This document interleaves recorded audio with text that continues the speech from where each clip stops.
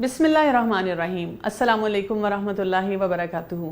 मैं हूँ डॉक्टर कमल कैसर और हम लेकर आ रहे हैं आपके मसाइल का हल। कौन से मसाइल? जो कि आपको पेरेंटिंग में होते हैं और उसका क्या सलूशन हो सकता है। तो आज हमारी एक बहन हमें लिखती हैं, अस्सलामु अलैकुम। वालेकुम अस्सलाम। मेरा एक बेटा 8 साल का है और एक बेटी 6 साल की है। बेटा बहुत ही तंग करता है, उसकी शरारतें भी ऐसी होती हैं कि जिनसे नुकसान होता है।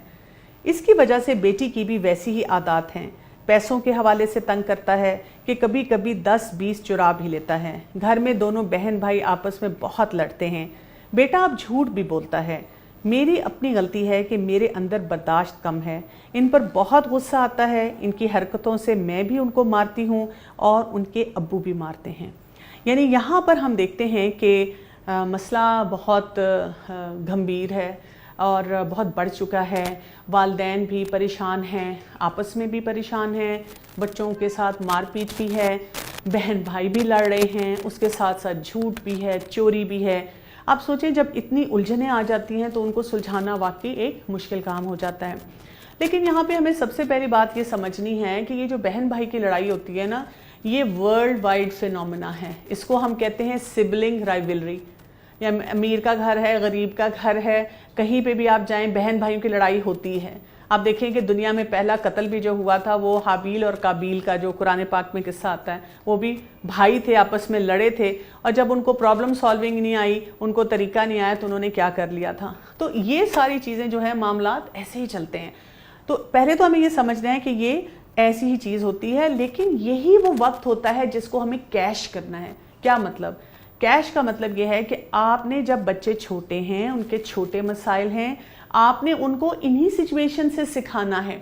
जब आप ये प्रॉब्लम सॉल्विंग यहाँ पे सिखाएंगे, तो जब वो बड़े होंगे, उनके बड़े मसले होंगे, वो सोसाइटी में निकलेंगे, उनको बहुत सी चीज़ों के साथ डील करना होगा, तो उनके लिए वो डीलिंग भी आसान हो जाएगी।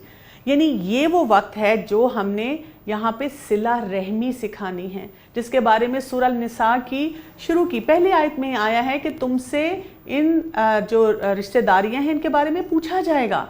यानी हम सिर्फ ये ना सोचें लोग देखेंगे तो क्या कहेंगे, बच्चे लड़ते हैं, इन्होंने मेरा दिमाग ख़राब कर दिया लड़ लड़ के, मुझे तो इनको देख के गुस्सा आ जाता है, इसको भी मारना पड़ता है। हम ये सोचें कि हम यहाँ पे बुनियाद रख रहे हैं कि उन्होंने आगे इन रिश्तेदारियों को कैसे लेकर चलना है। फिर ये भी याद रखें कि जो एक आम जुबान में कहा जाता है कि जहाँ 2 बर्तन पड़े होते हैं वह आपस में बजते हैं, खनकते हैं। तो थोड़ा सा रिलैक्स हो जाए, इस चीज़ को अपनी नर्व्स पे सवार ना करें अगर बहन भाई लड़ते हैं।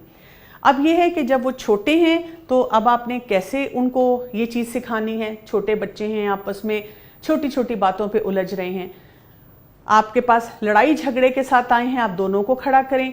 छोटे को बताएं कि उसने बड़े की इज्जत कैसे करनी है और अगर उसे कोई चीज़ चाहिए है तो वो बड़े से कैसे इज्जत के साथ मांगेगा। बड़े को सिखाएं कि उसने छोटे को दरगुजर कैसे करना है, माफ़ कैसे करना है, और क्योंकि छोटा बहन भाई है वो समझ नहीं सकता, तो अपनी चीज़ों को संभाल के कैसे रखना है। यानी किसी एक को मुजरिम नहीं बनाना, लेकिन दोनों को हमने तरीका सिखाना है। इसी तरह से जब वो बच्चे बड़े हो जाते हैं, बालिग हो जाते हैं, अब हम उनको और तरीके से सिखाएं, मसला लिखा हुआ दें और उनको बताएं कि अब इसको हल कैसे किया जाएगा। फिर ये कि आप बच्चों को कुछ चीज़ें बाय लार्ज सिखाएं। यानी ये नहीं है कि जब मसला आया तो अब आपने एक लंबा सा लेक्चर बच्चों को दे दिया। आप बच्चों को सिखाएं एक दूसरे की इज्जत होती है, हर इंसान की इज्जत होती है और हमें हर इंसान की इज्जत करनी चाहिए। एक बहन भाई आपके पास रोता हुआ आया, इसने मुझे ऐसे कहा, तो आप उनको बताएं, आप उसकी इज्जत करेंगे, वो भी आपकी इज्जत करेगा। ये हो नहीं सकता कि हम किसी इंसान के साथ इज्जत का मामला करें और वो इंसान उसको वापस ना लौटाए। इसी तरह बच्चों के अंदर एक मिजाज लेके आए जिसको आज की जुबान में हम कहते हैं विन विन। विन विन का क्या मतलब है? कुछ चीज़ें वो होंगी जो मैं चाह रही हूँ, कुछ चीज़ें वो होंगी जो तुम चाह रहे हो। तो कुछ चीज़ों पे मुझे कॉम्प्रोमाइज़ करना होगा, कुछ चीज़ों पे तुम्हें कॉम्प्रोमाइज़ करना होगा।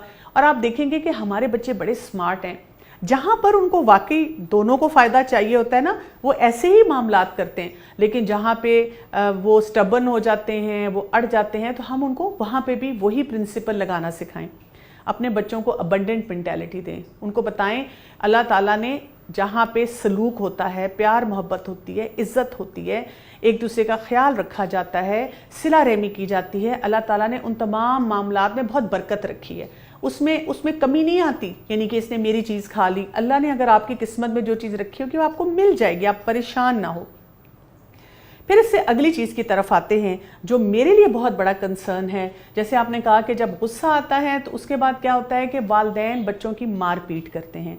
آپ اس چیز کو اپنے پلے باندھ لیں، اپنے سامنے بڑا سا بینر بنا کے لکھ لیں، ہم بچوں کے اوپر ہاتھ نہیں اٹھا سکتے۔ کیوں نہیں اٹھا سکتے؟ کہ ہمارے پیارے نبی صلی اللہ علیہ وسلم نے کبھی بچوں کے اوپر ہاتھ نہیں اٹھایا، بڑوں کے اوپر بھی ہاتھ نہیں اٹھایا۔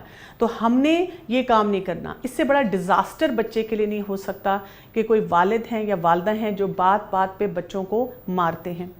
اس کا مطلب یہ ہے کہ جب والدین بچوں کو مار رہے ہیں تو آپ کو یہ خود سمجھ آ جانی چاہیے کہ مارنے کا مطلب یہ ہے کہ مجھے مسئلے کو حل نہیں کرنا آتا۔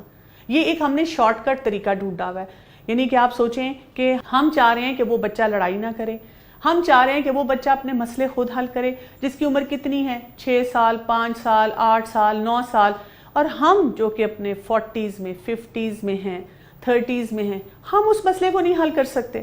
ہم بھی صرف ہاتھ اٹھا کے کہتے ہیں چپ کرو، منہ بند کرو، اپنے کمروں میں چلے جاؤ، مجھے آگے سے جواب نہ دو۔ تو ہمیں ایسے طریقے سیکھنے ہیں کہ جب ہمارے بچے کوئی بھی مسئلہ ہمارے پاس لے کر آتے ہیں، ہم اس کو حل کیسے کریں گے۔